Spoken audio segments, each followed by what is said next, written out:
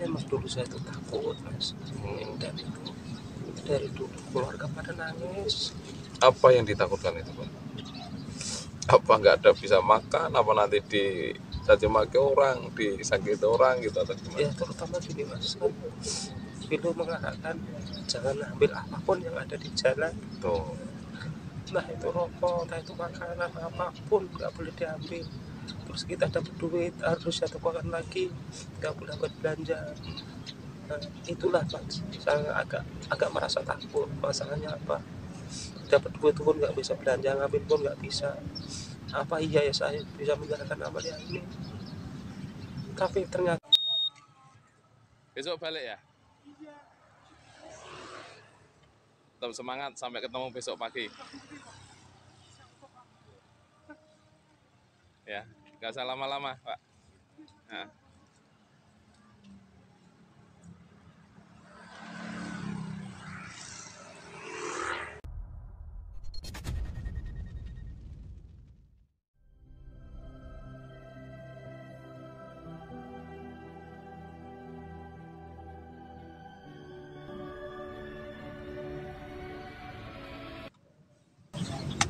Assalamualaikum warahmatullahi wabarakatuh. Alhamdulillah wassalatu wassalamu amma ba'du Allahumma sholli ala Muhammad wa ala ali Muhammad.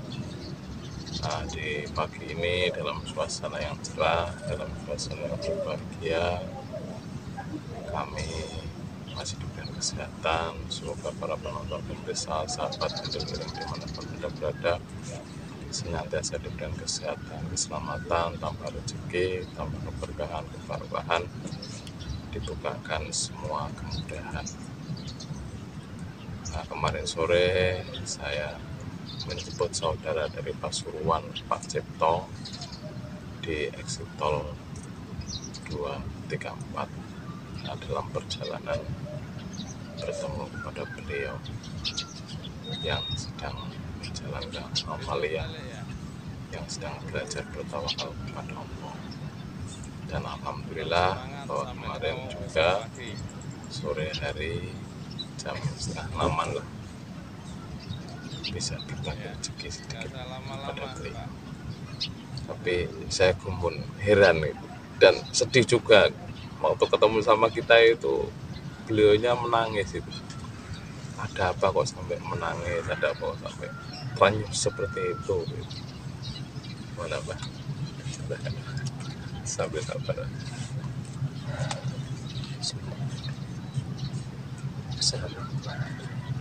Waalaikumsalam.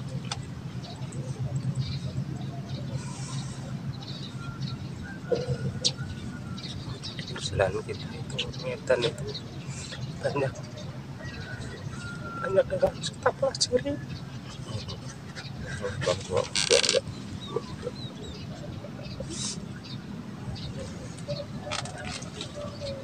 Semua yang ada di jalan itu semua kita pelajari, harus kita petik apa yang harus kita ambil, harus kita jalankan nantinya. Semua itu adalah perjalanan. Insya Allah mudah-mudahan saya bisa menjalankan apa amanah dari beliau.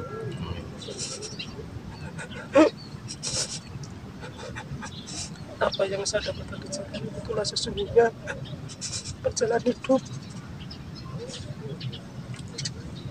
yang kita menjalankan amal yang edan. Emang Allah, nggak usah khawatir, rezeki itu ada di mana-mana. Entah kamu di mana pun pasti ada rezeki. Alhamdulillah, itulah yang saya rasakan. Saat ada pun di mana bertemu orang, sapa orang, saling menyapa, semua baik semua. Dan apapun yang dia punya, rezekinya dibagikan saya sedikit untuk bekal perjalanan menuju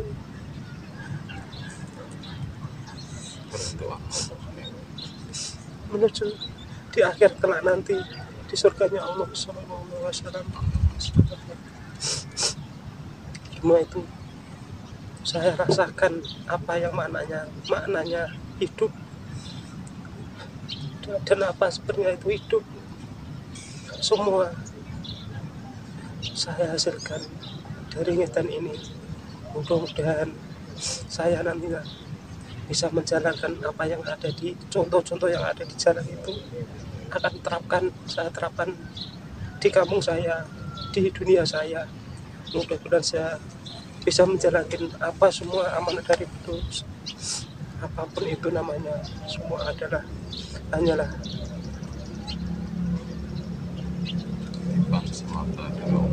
titipan semata dari Allah, apapun itu. Ini yang tawakal yang berapa, Pak? 21 apa 41, Mas. Iya. Lama. Sendirian.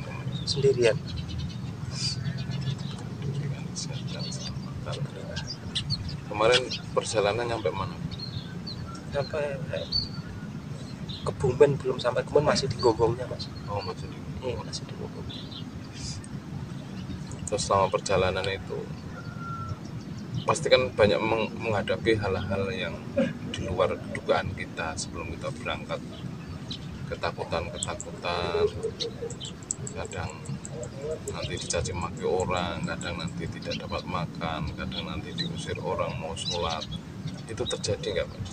Alhamdulillah, Mas, semua itu tidak akan terjadi. Masalahnya saya yakin bahwa Allah itu ada. Apapun kita ada di tempat manapun, pasti kalau kita berbuat baik, insya Allah tidak ada halangan suatu apapun, karena semua itu tergantung perbuatan kita sendiri, amal kita sendiri. Itulah hasilnya yang di ngetan ini. Apapun yang kita terapkan sebelumnya, mungkin seandainya ada cobaan, itu wajar, tidak akan sampai menyakiti hati saya. Seandainya ada pun, saya tidak akan marah dan saya tidak akan menerimanya. Namanya ini juga amaliyah untuk membuktikan bahwa lebih tawakal, lebih sabar, lebih yakin pada Allah Subhanahu wa Ta'ala. Semua itu adalah perjalanan, Mas. Mudah-mudahan nantinya saya bisa menjalankan dengan sebaik-baik mungkin apa yang diarahkan beliau. Hal yang paling berat selama perjalanan apa? Lihat anak, ingat anak di rumah, lihat anak kecil, atau lihat orang lewat perempuan, kelihatan istri di rumah, atau ada suatu kejadian yang ternyata mengingatkan saya dulu waktu hari-hari biasa saya meninggalkan sholat, apakah ada waktu sholat diundur-undur atau bagaimana? Saya hanya merasakan saya itu kesalahan saya terdahulu, Mas. Itu ya, sering teringat, ya. Muncul semua di perjalanan itu. Apapun itu adalah suatu cobaan yang terdahulu. Akhirnya terlihat semua ada di ngetan ini. Apapun itu, kesalahan-kesalahan yang kecil atau kesalahan yang berat, nongol semua di situ. Itulah saya merasakan apa sebenarnya inti hidup ini. Ternyata kita apa yang saya takutkan selama ini, katanya teman-teman tidak dapat makan seminggu atau 5 hari atau 9 hari. Coba cerita saya dulu mau berangkat itu memang takut, Mas, tapi setelah saya yakin pada Allah, alhamdulillah sampai akhir amaliyah ini pas saya dapat makanan terus dan dapat pertolongan dari Allah terus sampai akhir kemarin menerima dari rezeki dari Mas itu. Ya Allah, terang banget, Mas.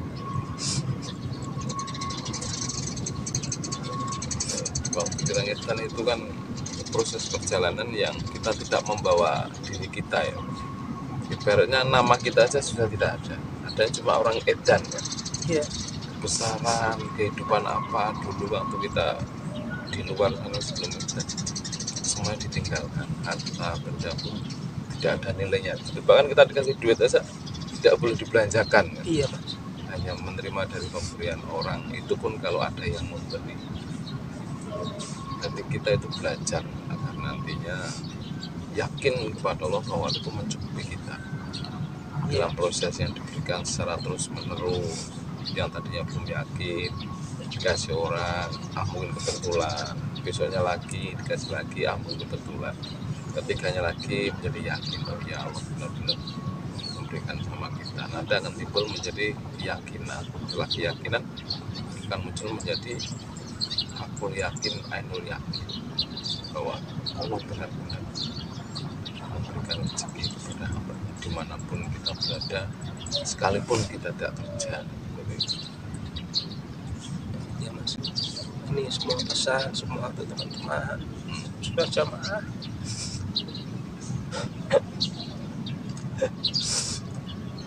Jangan takut, dimanapun Anda berada pasti ada rezeki.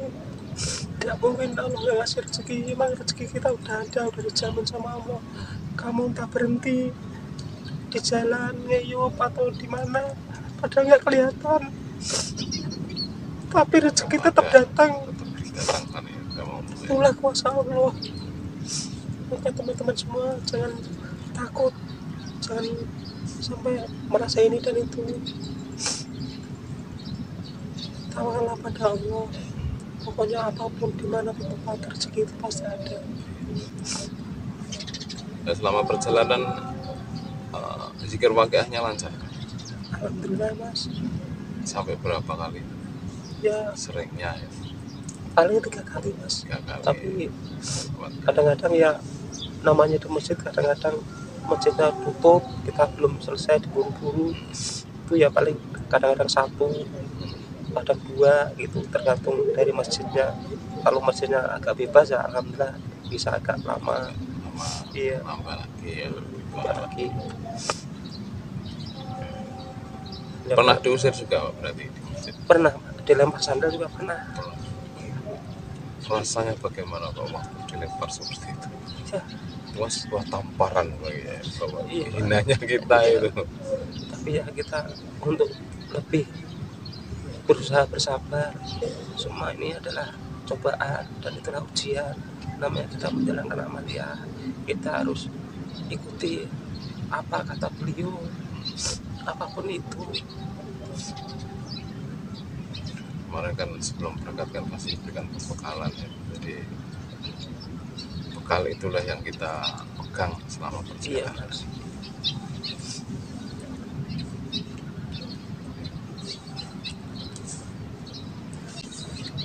Memang dulu saya tuh takut Mas. Dan itu dari dulu keluarga pada nangis. Apa yang ditakutkan itu Pak? Apa nggak ada bisa makan? Apa nanti dicaci maki orang, disakiti orang gitu atau gimana? Ya terutama gini Mas, kan beliau mengatakan jangan ambil apapun yang ada di jalan. Tuh. Nah itu rokok, entah itu makanan, apapun nggak boleh diambil. Terus kita dapat duit harus satu kali lagi, nggak boleh buat belanja. Nah, itulah Mas, saya agak merasa takut. Masalahnya apa? Dapat duit pun nggak bisa belanja, ngambil pun nggak bisa. Apa iya ya saya bisa menjalankan amaliyah ini? Tapi ternyata Mas, apa yang kita lakukan jauh dari dugaan kita. Ternyata di lapangan kita langsung praktek, jauh dari dugaan kita, benar-benar jauh. Emang Allah berkuasa, dimanapun ada tempat pasti ada rezeki. Padahal sudah banyak kan teman-teman yang menjalankan amaliyah ini kan, jadi mereka juga bisa kembali dengan sehat, mereka juga kembali dengan baik kan. Dan jenengan kan tidak orang yang pertama dari teman-teman yang menjalankan. Banyak iktibar, banyak contoh yang sudah dijalankan sama teman-teman kan. Tapi masih ada rasa ketakutan. Nah dulu untuk meyakinkan keluarga gimana Pak caranya? Ya gitu. Pokoknya saya hanya minta ridhonya saja. Saya mau menjalankan amanah ini. Baik saja, jangan takut. Bapak pasti dikasih makan sama Allah. Nggak mungkin umat nggak dikasih makan, pasti ada rezeki nanti. Ini adalah perjalanan. Jangan takut semua. Yang penting ibadahnya diperbaiki, ya Bapak minta doanya aja semua, Iya. saling mendoakan. Saling mendoakan, yang di rumah mendoakan bapak juga sedang perjalanan juga mendoakannya di rumah kan, karena di rumah juga diberikan kesehatan, diberikan rezeki yang banyak.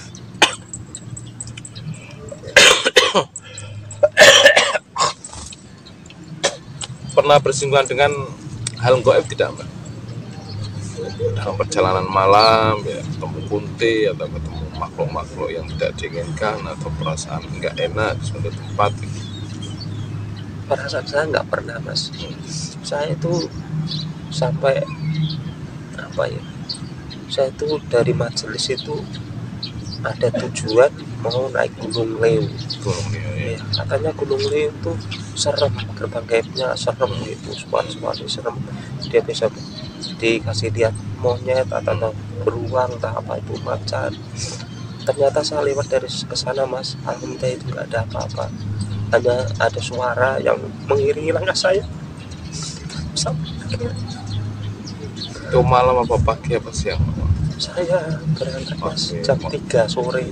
Waktu lewat Gunung Lio itu ya. Iya, jam 3 sore saya ditanya sama warga situ, Mas, saya mau nanya apa ini yang di lapangan Gunung Leu? Iya, Pak, saya permisi mau naik, Mas, minta doanya. Jangan, Pak, ini udah sore, nanti kalau Bapak kemalaman di atas bagaimana? Ini masalahnya hutannya bukan hutan sembarangan, Pak, udah banyak yang terjadi. Ya mohon doanya saja, Mas. Masalah saya itu dari rumah tuh nanya Gunung Leu dari sampai Kuningan tuh nggak pada tahu. Saya nanya makin pengen mencoba menaiki gunung itu.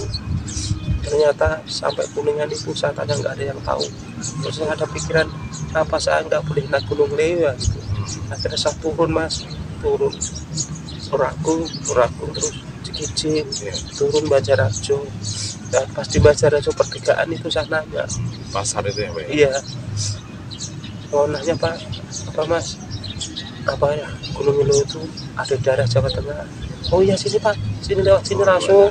Itu hanya ada berapa kilo, paling ya sekilo, 1,5 kilo lah, Nyampe udah nyampe.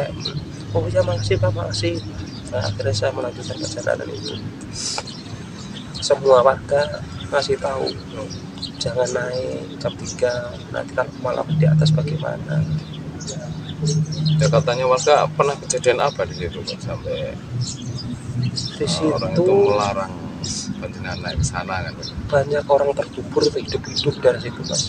Banyak yang darah turun itu kali itu, Ya. warga itu beberapa orang terbunuh di situ karena longsor tanahnya. Oh ya, dulu pernah Iya. kejadian itu ya. Kalau yang di daerah sini itu kata warga banyak kecelakaan, entah mobil entah motor itu tersangkut di pohon pada bergantungan, banyak yang meninggal. Syukur itu, Pak. Makanya jenengan kalau bisa dilarang untuk naik ke sana ya. Iya, saya dilarang seakan-akan itu nggak boleh naik, tapi saya tetap mencari terus, nanya terus ada ngomong mungkin di Jawa Tengah kali Pak. Nah, cuman gitu doang. Nah, akhirnya saya sampai ke Jawa Tengah nanya itu, Mas. Oh sini, Pak, sini, lewatnya sini, nanti itu bisa ke Jogja, bisa ke Kebumen juga bisa, cuma lebih jauh. Dan jenengan setelah dari Gunung Lio, Salem, terus Bumi Ayu apa ngambil Majenang? Salam Bumi Ayu, Mas. Oh, Salem ngambil Bumi Ayu, Itu terus arah Purwokerto. Purwokerto ya. Ternyata itu, Mas, turun Pasir Panjang ke Salem itu sampai ke Bumi Ayu itu gunung semua, Mas. Iya. Gunung naik turun. Saya juga nggak tahu sampai mau akhir sampai pasar Bumi Ayu itu baru selesai gunung-gunung yang kita lewati itu, Mas. Jadi turun naik panjang banget ya. Terus naiknya kan juga agak ekstrim ya. Iya, kayak ekstrim, Pak. Saya bermalam di situ dinginnya, Mas, minta ampun. Iya, ini kan lagi musim dingin ini. Iya. Pegunungan pasti kan lebih dingin kan daripada di jalanan yang biasa kan. Iya. Wong di sini aja anginnya itu minta ampun kok. Dingin banget, tapi mau nggak mau bagaimana, udah malam.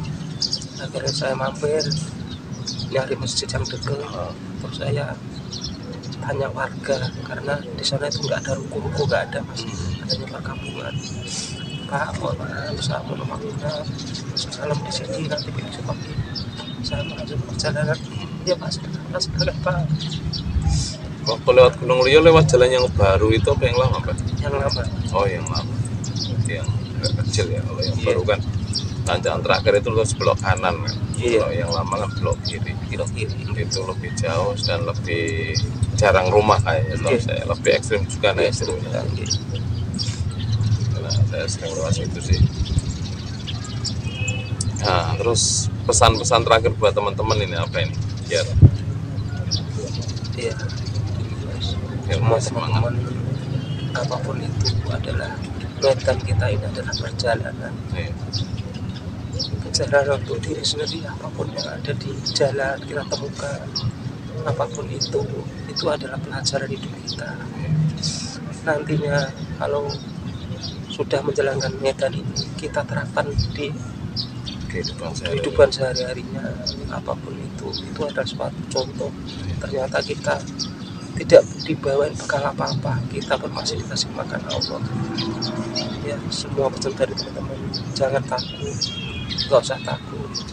Semua itu udah kita ini jamin sama Allah, apapun itu namanya rezeki, di mana tempat ada. Saya sampai tidur ngumpet-ngumpet, sampai ketutupan dinding pun ada yang mengantar makanan.